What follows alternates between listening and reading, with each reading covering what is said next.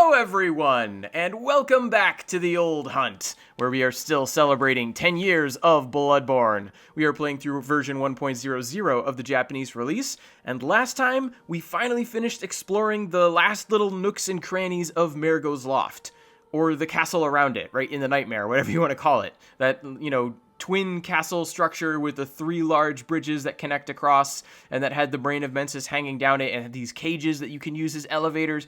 We've gone through all the sort of hidden secret passages, opened all the doors. Now basically all that's left is the final area of Bloodborne. We're not quite going to jump right into that, though, because first I do, as always, want to address some of the comments that I got on the previous episode. And so, first of all, Bigubosu was pointing out that the eyes being everywhere sort of feels very significant. And I was pointing to them specifically around the area where you can find the brain of Mensis. They're also throughout the nightmare of Mensis. So it might not be limited to what I was talking about, even if there's a large concentration of eyes around that particular brain. Maybe I was off base when it came to speculating about it stimulating eye growth, but one way or another, the eyes do feel significant. Although it's hard to exactly pin down why. I mean, besides the fact that you have this idea of insight and eyes on the inside and eyes of thought, and right. So the game has been setting you up for this to a certain extent with its lore, and also visually there are things that look like eyes. This is something that I noticed when I was doing the editing that I didn't really call out. But if you look at the Nightmare of Mensis, the iron door key, there's a little symbol of an eye worked into the ornate portion of the handle there. So I've never seen that before. I've played this game for 10 years. This is my first time really noticing that. But I thought that was cool. So there's sort of this eye theming throughout the game, right? That lends it some significance. But I do want to just appreciate, in a way that I don't think I've really stopped and called out before, the way that Bloodborne is able to build these moments of significance, right? These things where even if you don't fully understand, right? Even if you've been set up with evidence in the past, you can still appreciate without a complete understanding the way that certain things just feel meaningful, feel powerful. Honestly, even down to the armor set that I'm wearing now, right? We did that sort of reading, and it's okay, there's this lost ceremony of flame, and the hat sort of symbolizes a type of sin, and what's going on that would result in this sort of weird cremation of fire purging away sin that creates these things that are analogous to the hunters but guard the ancient great ones from the oldest of days, because these are the oldest things that walk around in the chalices. You take in all this information and it's wow, these keepers of the old lords, these things are very significant. They're very powerful, notable guardians, and their role seems very important. It's like an item description and a cool look, right? And we get a little bit of more information about how it should be this brittle, sinewy char, but actually it's quite hardy, and that's mysterious. And the game just sort of tells us that it's mysterious that it works this way, but it does, right? But even though that's all you have to go on, it's still fascinating. It's still important, right? It still feels anyway like it's very important, like it's significant, like it could tie into something in a very significant way. And I think this is part of what I've been getting at when I've been saying all these times about it's interesting to think about this. Well, because it really is. You really feel like there's some great cosmic significance at work in the world of Bloodborne. And I think just in terms of its presentation, the game does a great job of drawing that out, right? Even if you never get any hard answers, and even if there are certain aspects of the game that are marred by a little bit of obscurity, or the way that they didn't quite to get things put together because of some sort of rush, right? It still feels very coherent. It still feels very powerful, very sublime, right? The presentation is just that strong, and I love it. I love it for that. But anyway, back to the idea of the eyes, right? I liked this line of thinking from Bigubosu, where only so many people actually know about the importance of eyes on the inside, and just the idea of, again, eyes on the inside, you can think of several ways in which we can think of eyes being on the inside in the Nightmare of Mensis, right? Because you have eyes on the walls inside of the physical structure, and then the eyes are on the inside of the structure inside of a nightmare. And then when you drop the brain of Mensis down into that abyss, you then have eyes inside that blackness. That's what enables you to go there. So again, it feels significant, even though I'm not entirely sure where to take that. Also, this sort of prompted me to think about how, like, there might be some level of irony at work. It almost feels like it, right? Because Mensis gets to the Nightmare of Mensis. We'll get the final sort of piece of that puzzle as to how that may have worked out soon, maybe even at the end of this episode, depending on how quickly I can make progress through the game. You never quite know with this playthrough. But they get access to the Nightmare of Mensis, and along with it, they get the Brain of Mensis. However that happens, they get the Brain of Mensis. And the Brain of Mensis almost feels like this ironic play on the idea of what Mensis wants to achieve, if we take as their goal the idea of wanting to line their brains with eyes, right? You have the line that, Mikolash didn't give me when I fought him, but that is there, right? Plant eyes on our brains, right? Like, as once you did for the vacuous ROM. So that's what they're after. They're after these eyes on the inside, eyes on their brains, eyes of thought, right? That's what they want. They get a great one in accessing the Nightmare of Mensis. That is a brain that has eyes on the inside, right? And it calls it out, or when you get the living string, it calls that out specifically, and it's like, yeah, this is exactly what Mensis thought they wanted. But then they got it, and it's not, right? It was rotted, and the eyes were evil eyes, and it's just not what they thought they wanted. So they got what they asked for, it's not what they really wanted. So there's just some level of irony there that I think is potentially important. Again, not that I really know how, but this is Bloodborne. Even if you feel like certain things are very deep and significant, you can't always put into words like how exactly that might be functioning. Okay, so moving on now. Martin Seghetti also left a comment on sort of the interaction and brought back the idea of the moon rune description with the sort of the make contact gesture thing, right? Where the great ones that inhabit the nightmare are sympathetic in spirit, often answer when called upon. And I sort of reference that a little bit myself because I do think that that's something that's worth considering. But Martin Seghetti was pointing out that the Japanese phrase used in that description, which is kan-o, which, I mean, might as well bring that up, right? We're talking about, it's a rune. It's right here at the top. It's the moon rune, the first one. And you can see how, like, a great one, the great ones in, a nightmare, the nightmares, again, very uncertain. But there it is, right? Kan-o suru, right? It's basically right in the middle of the line there. And Martin Seghetti was bringing up that one of the senses of that term can be essentially like a divine answer to a prayer, which feels very appropriate if you're talking about, making some sort of request or reaching out to and contacting a higher being, right? And that whole idea of making contact, I realized after I recorded the last episode that it is kind of interesting to think, because I talked about how the choir have a call beyond, where they try to reach this lofty plane of darkness, and they fail. But the implication is, if there had been a great one there for them to reach, presumably they would have gotten a response. It sort of feels like they tried to call out and did not get a response. You can't say this for certain, but if we think of the great ones as relatively responsive, sort of seems like they weren't there, right? Sort of ties back into that idea of maybe the cosmos is only just above our heads, right? Maybe they were looking too far away with this lofty plane of darkness, and that's what ultimately caused them to fail. So when you make the make contact gesture in front of the brain of Mensis, it's literally there right in front of you, right? I don't know. I don't know necessarily how much to read into that or not, but I think it's interesting to think about. Speaking of the gesture for where is it? Nope. I'm going to get it eventually. One of these menus. Here we go. Okay. We have the actual make contact gesture, which if I had been smart, actually, if I'd been thinking about continuity, I would have opened having it being in the middle of doing this episode, because that's how I closed the last one. But, oh well, I'm doing it now. Got my hand stuck right through my hat. That's kind of funny. I haven't noticed that the last few times I did it, but oh well. Anyway, Rhetorical was pointing out that it sort of feels like this gesture is like a legally distinct version of Praise the Sun, a very famous gesture in Dark Souls.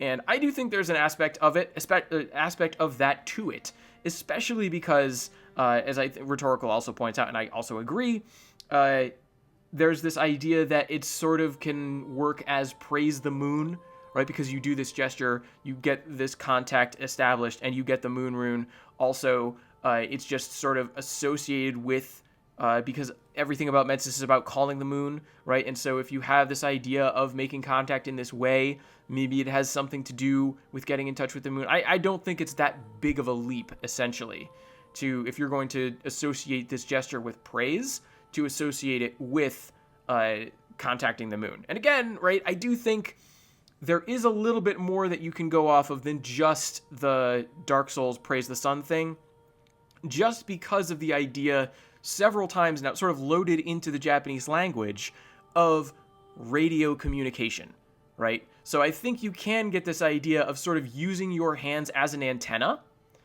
to send out and receive these waves of thought. Now, obviously, like, you wouldn't actually literally use them as antennas, but I do think it's interesting that there could be that aspect to them that could potentially explain the weirdness of this gesture otherwise. Anyway, I wanted to bring up the fact that there is that tie to Praise the Sun, right? There is a little bit of continuity through the, creation of these Soulsborne games, all by From Software, right? So it does sort of feel like, okay, yeah, this is this game's version, of Praise the Sun. And then finally, Rune Esper had a couple other things to point out. First of all, just to stay on the theme of this gesture, made an interesting point that when you're doing this pose, because you have to wait for the switch, right? It doesn't happen immediately. When you're doing this pose in front of the brain of Mensis, you have to hold it for a certain amount of time. It's about 30 seconds, according to Rune Esper. But it feels like it takes forever. And I think that's an important thing to highlight. And I mean, I could have left it up for the entire time when I was doing the editing. I could have chosen not to skip ahead, but I don't think it was necessarily going to be worth your time to just watch, because I didn't have anything to say, really. You would have just been staring at me, staring at the brain of Mensis, doing this gesture, not really changing for however long. It would have felt long even in the Let's Play format, so I don't regret skipping it. But if you don't skip it, right, it does feel like, oh man, this is taking forever. It's 30 seconds, right? Objectively, that's not a very long span of time, but it feels like, oh man, how long do I have to do this gesture? So that's a very true aspect of the experience. And, Rune Esper goes on to point out that, particularly in Bloodborne, where the combat is so fast, right, where you really want to go quickly. And I feel this even with the heavy strength weapons in this game. I was noticeably, when I was trying to use the Kirk hammer, when I was trying to use the Logarius's wheel, it was like, man, these weapons are just too slow for me. And I'm sure if you're really good at the game, you can adapt to that sort of play style and come out with a decent build and, have an effective way of getting through the game in its entirety. But, I just prefer the faster moving weapons, except for the Hunter Axe. Hunter Axe, I love the Hunter Axe. Anyway, but it is a little bit faster than some of those other ones that I was talking about. Even though it can be slow, it's not as slow as some of the others. Anyway, the other thing that Rune Esper was suggesting was, it's probably worthwhile to use the third umbilical cords, because I'm going for an ending where that's not particularly going to matter. And if you don't use them, they're one of the few items that do reset with a new game cycle. And so you just lose that insight forever if you don't use them. So I'll probably be using them at some point going forward. We'll see. But that's what I wanted to address there. That's as far as comments from other people. The other thing I wanted to do, because we're getting to the end, I'm not going to have much more time to do this. I've talked in the past about needing to cover some of these ritual materials, because I've been, picking some of them up out in the world and talking in general terms about them, but I haven't really looked at them in specific. And I'm not necessarily going to look at a whole lot of them. But the important thing to note, we already looked, I believe, at the Bloodshot Eyeball, right? We looked at the Living String. We haven't looked at the Red Jelly, I don't think. And this is going to, sound a little bit familiar now that we've dealt with the Brain of Mensis. Because, okay, so the first line, very standard, right? This is one of the materials that is necessary to a Holy Chalice ritual. Also, the Red Jelly, as a translation, the item name here is just very straightforward. Deddo, which is red, Zeri, which is jelly, right? Not necessarily what I would think of as like a Jello type of jelly, but close enough that, it's going to fit that idea. Anyway, it's like a gelatin-based, substance, essentially.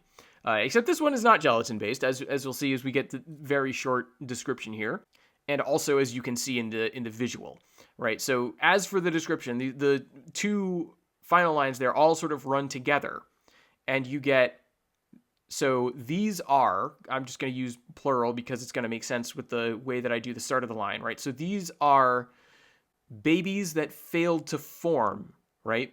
Inhuman babies that failed to form that have died and dropped in various places in the underground ruins. So this red jelly is a very gloomy sort of jelly, right? It's not just like a nice little treat that you're going to have after a meal. It's the gelatinous form of a baby that failed to fully form. And the reason I said it would sound familiar, it's Nari Sokonai. This time we don't have the kanji for Deki Sokonai, right? This is Nari Sokonai, right? Deki Sokonai is like a thing that you're trying to make and then fails. The Sokonai is the link, but honestly, they're both very similar in terms of how those words work. And then Naru is like just straightforwardly to become. So this would have, because it's a baby, it would have, if it completely formed, formed sort of on its own, but it failed to do so. And in this sense, right, in the sense of a child that started to form but like did not fully form, you can go with the idea of stillbirth. I think, I can't remember off the top of my head. I think that might have been what the official translation went with. But is significant that despite the red jelly item name, this is actually sort of a depressing item. Then you have this over here, right? You have the pearl slugs. And these are strange small beings that nest in various places in the underground ruins. And important information here is that particularly like slugs, presumably the sorts of things that you're seeing in the image there, are leftover traces of the abandoned Great One. So sounds like Ebrietas, right? So in particular, it makes sense that these would be part of a chalice ritual that you would use for the Ease chalice so that you can encounter Ebrietas. And then you might also be able to gather something about the nature of the sort of familiars that gather around these great ones, the phantasms. You might be able to get something from that. Anyway, the other thing that I wanted to talk about with regards to these things can be found in these right here. Let's see. There's 1, 2, 3, 4, and sort of 5. We've already talked about that one a little bit, right? Because this is another, these bastards of Loran here, this is another child that has sort of failed to form. So it's well, maybe not entirely failed to form, right? Because I'm looking at the description now, and we have the corpse of a bastard born in Loran, where the beastly scourge went rampant, essentially. All right, that's sort of the idea. I'm not even bothering with the first line of the description anymore because it's the same, right? It's a ritual material, essentially. That's what that first line means. And then these are a symbol of blasphemy and call curses. Makes sense if you think about how the Great Ones like care very much about children, right? They call out to children who are treated as special, like call out to the Great Ones. They're likely to heed that call in particular. And then also, we know that every Great One has some form of child and then loses it, and then seeks for some sort of replacement. So the idea of the tragic fate befalling children here would be something that would stir up the wrath of the Great Ones that you could use in a curse, right? So I think that's potentially interesting. But note, right, it's another form of, again, I think it got further in formation than the red jelly because it sounds like these ones were actually born, but then they died somewhere unceremoniously in the corners of the lost land of Loran, right? Because it's just a corpse, right? It's a leftover body. Anyway, then these ones here, like, I don't necessarily even need to read these descriptions, right? Because, and actually, those, like, 2 of them are the same, right? So the inflicted organ and the yellow backbone here had the exact same description. And then the sage's wrist and the sage's, this one always throws me off. The Japanese here is like sage's skull, but it's translated as sage's hair in the official translation. I think that's a remnant of older Japanese. Even if you look at the image, right, there's all that hair on that thing. But if you look at the actual kanji, it's referring to the skull. So maybe they were originally thinking it was going to be the hair, and they reframed it later on in development, right? But again, it has these two things have the exact same description. And I've talked about, like, this one in particular, which throws me for a loop every time. I've talked about it several times, potentially somewhat inadvertently in the process of making Translation Born. So there's a bunch of times where you can, like, listen to me be like, oh yeah, this is potentially important because we have the sage's skull. But anyway, not necessarily going to, like, read through these descriptions, except to the extent to say that the important thing is these are body parts. Right? So we have the yellow backbone, obviously a body part. The inflicted organ is an organ, obviously a body part. The sage's skull, right? Or hair, right? Maybe the hair thing, again, I do feel like that's some sort of remnant of an older translation or maybe miscommunication or something, because I can't think why else it would be that. But arguably, maybe, right? The reason you might prefer hair to skull is that the hair is a little bit more organic in terms of a compound. I mean, a skull is also organic, but yeah, I don't know. But the overriding point here, right, is that, and then obviously the wrist, these are body parts that are involved in these chalice rites. And these two, right, not exactly the same thing, but they're either, babies that died shortly after birth or babies that died before birth, that just never made it, never were able to fully come together and form, right? All of these are like biological triggers for influencing chalice rituals. And this, I've already made reference several times to the idea that it's sort of like relics, Christian relics, which are body parts of saints and important figures. Right, and so maybe I will read just enough of this one to talk about how. So there's a line in this Japanese description here that doesn't necessarily get covered in the final official English. Like, there was a little bit of weirdness with updates because there is some official English text for each one of these lines here, but it doesn't quite line up. This item is like supremely weird in how it got translated in a way that I think indicates that the process of the translation was probably less than ideal. Anyway, if we skip again the first line, and I've already talked about the weirdness of the item name, we get to the two lines here, and maybe I will actually just go through these real quick. Okay, portion of sages sacrificed by the healing church for the purposes of exploration. That's the first line. It's said that the defenders, again, this is not the the keepers as the defenders. This is the other form of guardians. But anyway, because it's either moribito or mamoribito. I can't remember which one of those is the real reading anymore because that's thrown me off in the past.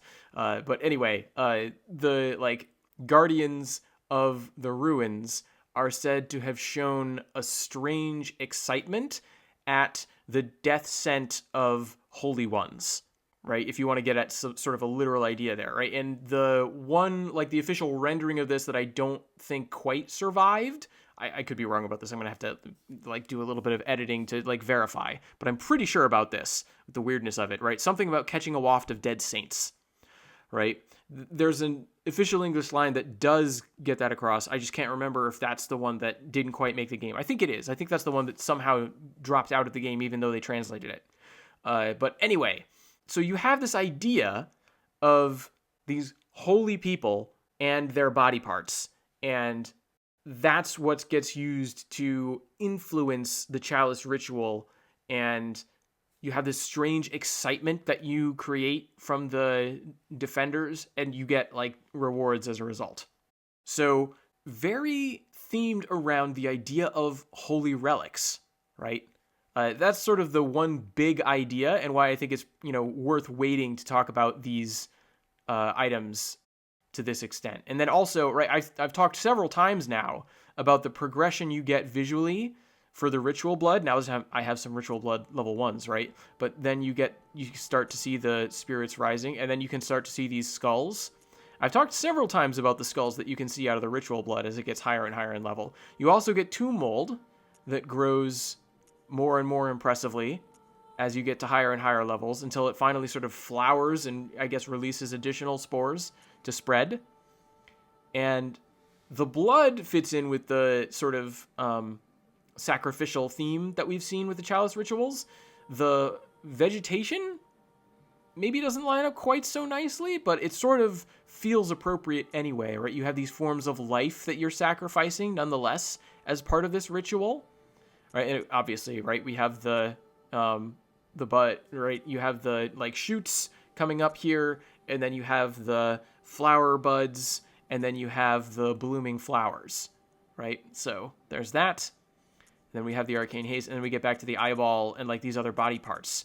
So there's that whole theme of sacrifice and relics and holiness and stuff running through that set of items. And I wanted to cover that before I finished. And this is another way, again, to get back at that idea of significance in Bloodborne. Doesn't that just feel significant? Like, it's clearly around this theme. You can't quite put your finger necessarily on it 100%, but it feels like it's gesturing towards something, and that's an important thing. And that you have these rituals with these holy chalices, right? And this is why I keep saying, right? Well, I don't know if I keep saying it. I've said it at least once before. It's interesting to me to think about the influence of Christian practices on this game because of things like the chalice rituals of communion involving rites that are, reminiscent of, these relics, these body parts of saints. So anyway, feels very ritually significant. We're going to do something that might not feel so significant. Oh, wait. I also remembered, before I actually jump into the end of the game, it would help. Went on that whole rant about the Blood Rock. Might actually be nice to use it, right? I definitely wanted to do this on screen. Okay, I have 10 of these. We'll use one. That'll probably be enough to get me to plus 10 with my saw spear here.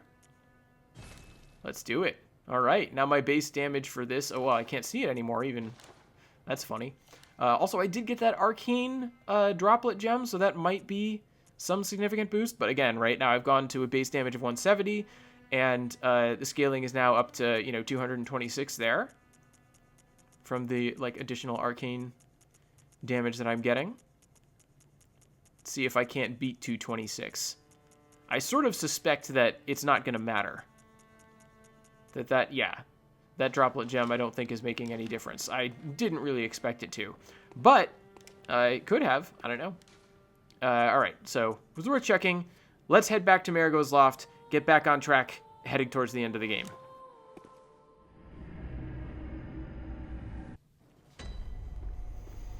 Okay. Here we are, and we've already done this first part here, so I can just run past those enemies there. I've already gotten all those items and everything. We can ignore that scary la la la calling out. And oh, look at this, right? This is so fun, isn't it? Don't you just love when games take bosses and then feature them as wandering enemies? So great. And oh, it's nice to tear through them as well. So here we have the Shadows of Yharnam. And this is going to get back to that idea that I've already sort of spoiled. Oh, I forgot about that trap. This is one part of the game that I have not played very much of.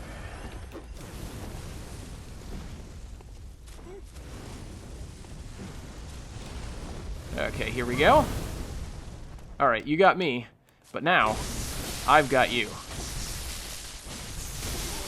So long. Well done, though. Totally forgot about that trap. Yeah, this is a part of the game that I have not gotten to in Translation Born, and that I haven't really... I don't think I've done a playthrough that actually got this far in a very long time. So I don't know this part of the game quite as well as I do the others. I don't think there's anything here. I do think that lower path does lead to... Oh, there is something here. Look at that. 2 more bloodstone chunks. As I was saying, there's more. I'm going to maybe very slightly regret it if I end up getting 16. But we still need 4 more. I don't know. Might get a few more. I wonder if we'll get 4. See, I was dead wrong. This actually doesn't lead anywhere. I feel like there's a way that you can get around one of these ways. Maybe it's up here. Yeah, it's up over this way. Okay, but let's deal with this pig first. And actually, like, even though I know it's set up for me to get the backstab right there, I just want to spin around here, because look at that! Look at that! Isn't that great? You even have pigs with many eyes, right? Remember I was talking about the eyes being everywhere. It's also on the enemies. So you have these familiar enemies. Did I just... Okay. I was like, I didn't look down when I did that. Did I just jump off to my death? That would have been pretty funny. Oh, maybe I will get 16. Maybe I will get just enough to upgrade something else to +9. And then I'll potentially regret having made this the thing that I got to +10. It's not that huge of a problem. +9 and +10 are actually pretty close, I think. Anyway. Having come around this far. Get this nice little courtyard over here. We can see, oh, look, I see an enemy ambush. Hello there. Uh-huh. Boy, if only I could kill the boss for these enemies in one hit. That would be great. Well, not one hit, one combo. Oh, well. Okay, I hear some sort of, like... Oh, it's the pig again. Wow. What are we up to now? 17? Look at that. Look at that. Oh, I did not give the game enough credit.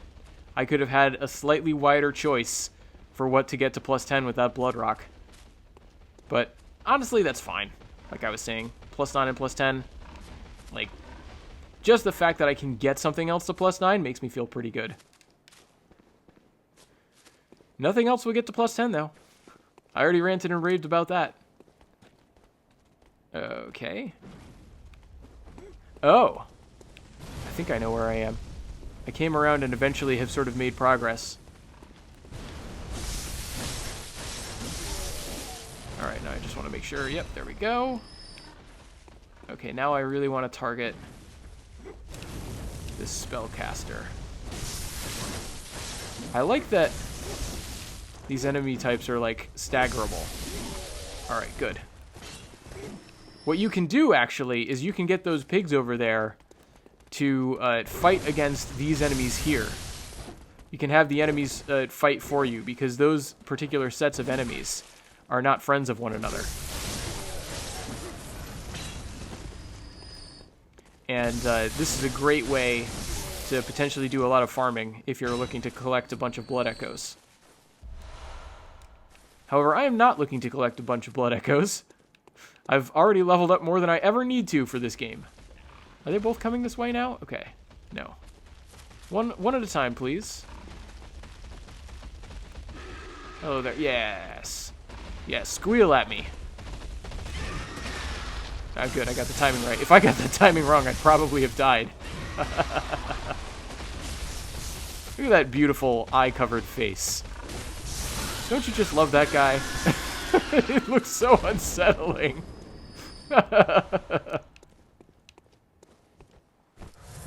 Crazy. Alright, one more. Roar. Ooh, look at that. Swung his head all the way around. But I got to rally back a good amount of that health. Alright, now it's done. It's not going to survive that combo. Yep. Very nice. We got plenty of blood vials. Yep, we're in good shape here. Okay. Get this item here. There's going to be another one somewhere else. Okay. I think, yeah, this is where it reconnects, right? Where I decided to take a plunge off over here and then circle around that way. So we've officially closed the loop. And now the only real question is, what other little items can we pick up before we head to the last boss? Ooh. Nope, Kenzoku still. All right, level 11. I had looked up before to see if you get any Great One Cold Blood outside the chalices, and I didn't see it, but I thought a level 11 might be, but it's not. Must be 12, that's the break point or something, because they go in threes. Anyway. I think we already beat all the Guardians, all the Shadows of Yharnam. Well, there's Queen Yharnam. That explains why her shadows are here, right? It doesn't explain necessarily what they're doing in the Forbidden Woods when you have that particular boss fight, but they certainly make a lot of sense here. Shadows of Yharnam, and there is Queen Yharnam, for whom this city is named. And of course, can't necessarily interact with her. You can see that her hands are bound. You can see that her stomach is bloodied. She's in a very white wedding dress style robe. And, you know, it looks like it's gotten pretty dirty. She's tracked it through the mud, obviously not caring. These are 100% Pthumerian features. Right? You can see the very pronounced cheekbones. Very death-like, corpse-like, right? Interesting that these are the features that you would associate with a superhuman race of beings, essentially. They're so corpse-like. Almost like a corpse drained of blood. Pale skin and pale blood? I don't know. I'm definitely grasping at straws for that one. But I figured I'd call it out anyway. And she's looking in the direction we're supposed to go, by the way. But we're not going to go quite that way just yet. Got a couple other things to do. Have I been smart? I have not been smart. Oh, but I do have a little bit of health to heal. I can use this Yusefka's blood vial, and then pick up the other one here in this chest. This is the only time, I think, you can get Yusefka's blood vial as a treasure in the world. And it doesn't necessarily make 100% sense, because we know that Yusefka's blood vials are like a product of the clinic and the Lady Doctor in particular. But this is a nightmare, right? So maybe you can explain it that way. Also, of course, it's just a nice thing for them to give you a super powerful healing item when you're about to face what, in this playthrough anyway, is going to be the last boss. The other thing that we can do to make this journey that much easier is activate this elevator here, where you'll recall before I came up and said, oh, it's too early, because here is the elevator we could take this cage down back to, you know, just before the Mikolash fight, or if we were to roll off, we could get to that passage that would take us over one of those 3 bridges.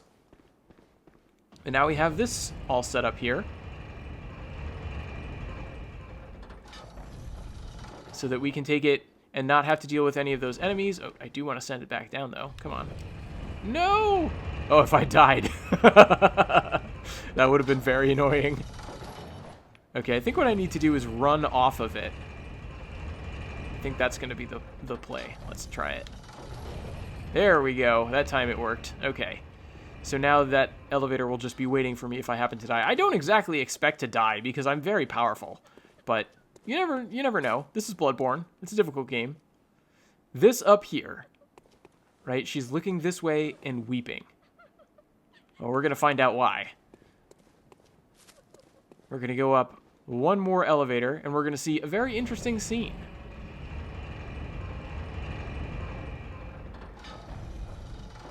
Look at all these people. What are they doing here? Why do they look like this? I have no idea. Why? We know that this is what happens to the School of Mensis in the outside world, outside of this nightmare of Mensis. They all sit down in these Mensis cages, and something about whatever ritual they were performing to call the moon. I don't understand the Mensis ritual, but especially this weird 2-phase thing, because the heart of the Mensis ritual is out there. But in here, you have like another row of these people here, with their Mensis cages on their heads, all set up as if this is another part of the ritual. And then, of course, Mikolash is nowhere near any of this. First of all, he's still alive. He's still, like, running around and kicking when we meet him. And he's down just in the middle of the tower, calling out some incantation, trying to communicate with the Great Ones. Why isn't he up here trying to do that? I mean, I guess the idea is that the ritual to extent to, like, put out the call is out there, and he doesn't want to get wrapped up in that directly, and so he's got some contingency plan. I don't understand. That's one aspect of Mikolash's placement that it just sort of baffles me. But that's okay. We have our own very significant encounter that we can have just out here.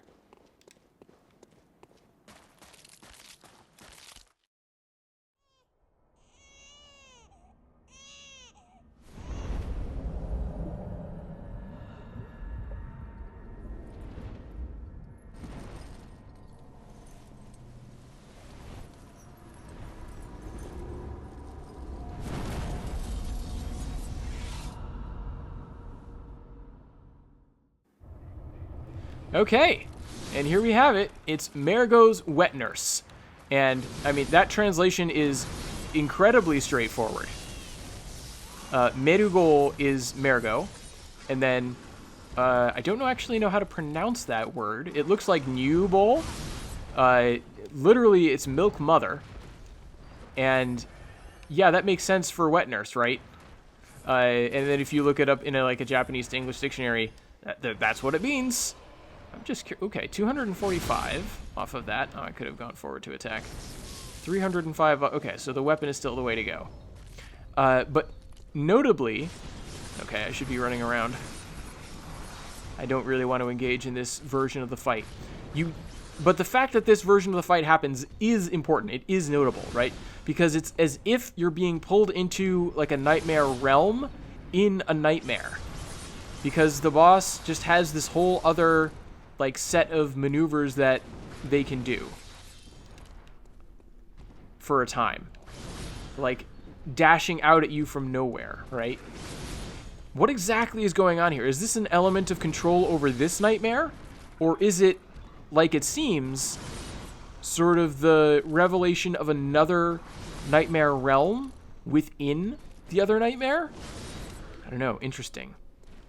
Also, like, true to the idea of a wet nurse, right? You see the Great One here descend. Boy. Maybe I don't need to be as scared as I have been. Maybe I'm just overpowered from doing all those chalices. But anyway, you see this Great One here descend and protect the child, right? Because you get close to that crib, which I guess is not here for the boss fight. Oh, I guess it got knocked over, as you can see over there. Right here, I guess. Anyway. Oh. It's a disappearing thing? Disappear and reappear. Hey, that's something that Mikolash could do, sort of, with mirrors. That's interesting. Oh, well, dodged into that. That's fine. But that's potentially significant. The, like, disappearance and reappearance could be an element to do with the nightmare, because this isn't the only being that we've encountered that can do that sort of thing, but is potentially relevant.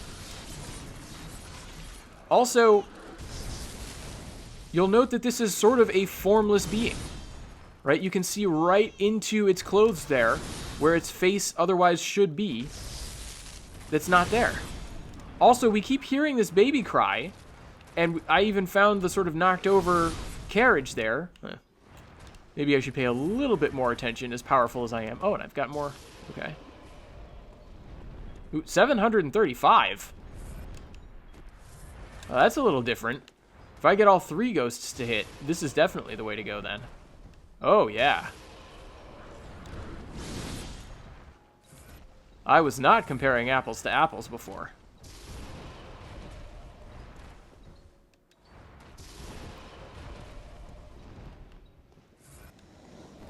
Get hit by these hunter tools. Oh, okay. All right, we're back into the new unfolded nightmare again. I'm just gonna run around the sides. Look at that, isn't that cool? Oh, it's so neat. The boss will just pop out of the walls. So cool. Sadly, I can just keep running around and be fine, but it's amazingly cool, I think. Ooh, got me. Oh, I shouldn't have run that way. Am I gonna die? That would be great. Look at that, there's two?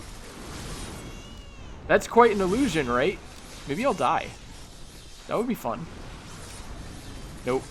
Nope, I got off the heel and I got to run away. Okay. And time's up. Yeah, your Nightmare Realm. Ah, I dodged too early. That was a bad thing to dodge into the middle of. Alright. And I'm remembering, I didn't even need to play that game. So I can play this one. Of course, if the boss disappears on me. Not my finest hour of gameplay. But that's okay. Oh, I'm not managing my bullets well either. If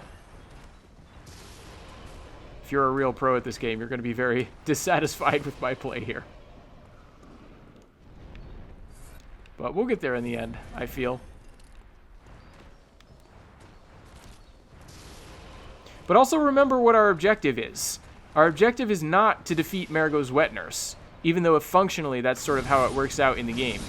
Our objective is to silence the cries of the mysterious baby. Okay, I'm going to try very quickly.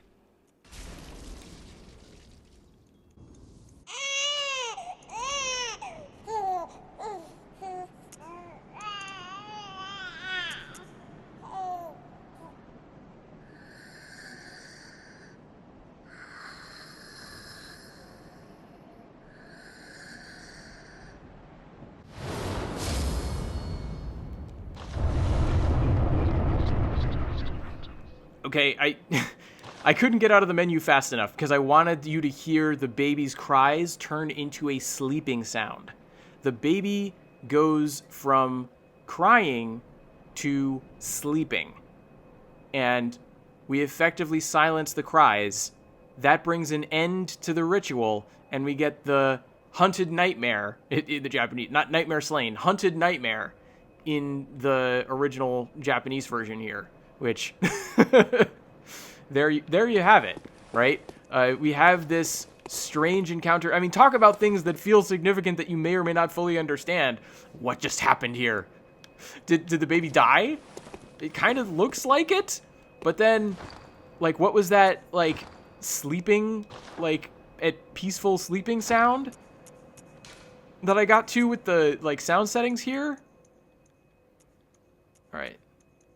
How about that at 7? I think that's where I had things set before. I unfortunately didn't get the best look at that screen with the hunted nightmare thing, but like, we hunted the nightmare? What does that mean? We hunted the nightmare, this nightmare itself, by putting the baby to sleep? And notably, it's not when you defeat the wet nurse, right? This is what I was, like, trying to build up to. It's not when you defeat the wet nurse that you get that message. It's when the baby goes to sleep that you get the message. And that ties in, of course, with your mission statement there, right? Silence the baby, right? Silence its harrowing cry, the nightmare newborn. So now, that is, like, an entirely, like, different situation than just, you know, beat the boss and win the game. And it sort of feels like, especially on the first-time playthrough, right? It feels like, oh, I beat the boss. Why aren't I getting the, like, prey slaughtered message, right? And it takes a little while. It's like, oh, okay, maybe the game is just, like, chugging. Then you get a unique message, and it's like, oh, maybe it had to load in, you know, Nightmare Slain instead of, or, you know, Hunted Nightmare, whatever it was in the Japanese version, right? Maybe you had to figure that out. It had to load something in. Maybe that's why. No, it's a deliberate thing tied to the baby's cries. And it makes sense along with the notes that you've been getting through the game. Right? Again, and this isn't something that the game puts very, like, front and center. And again, like, if you have your volume settings straight, it's difficult to hear the peaceful sleeping sound of the baby because it's like very low and it's a very quiet sound in the like standard mix. But it is an important thing to consider, right? That it's not necessarily, right? It could be that that's the end of the baby's life and it gets a moment of peaceful slumber before it passes away and then you get the hunted thing. But maybe not. Maybe it's just been lulled into slumber and it's been returned somehow from where it was misappropriated from. This, by the way, excuse me, I had to cough there. But anyway, this by the way, is the other lantern that I was talking about. I was thinking the Miko Latch lantern might be this is the last one. But you don't really use it more than once.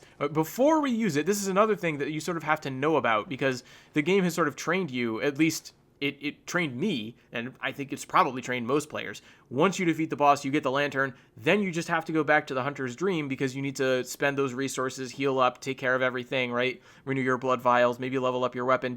That's just the flow of the game. You have to ignore that at the last lantern. I mean, first of all, you don't have to, but it's a good idea if you do. But first of all, like, there's nowhere else to go, and all the enemies around here are dead, so you don't necessarily have to worry about running into anything else. And if you actually take the time to come back down this elevator and address Queen Yarnum,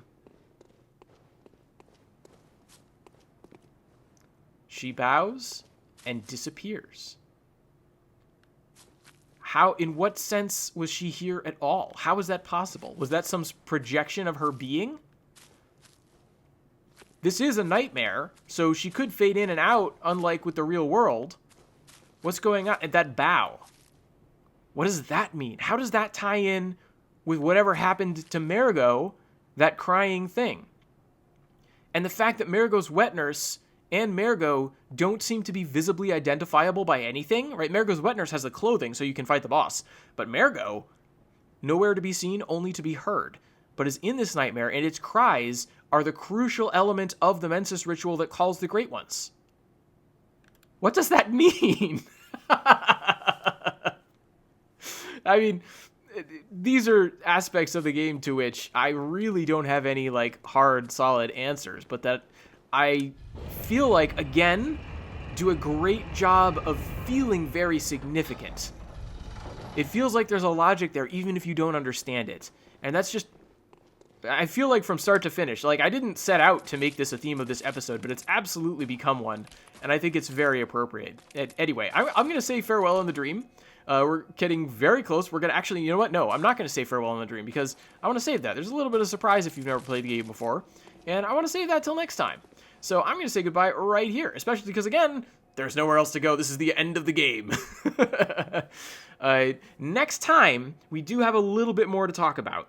I did get that item. I want to revisit some ideas from the Brain of Mensis. I put some of that up on screen in the last episode. And then also, I want to give some time for those of you who've made it this far to provide some thoughts, to like let me know what you think about any aspect of this game as I bring this 10-year celebration of Bloodborne to a close. The next episode will be the last one.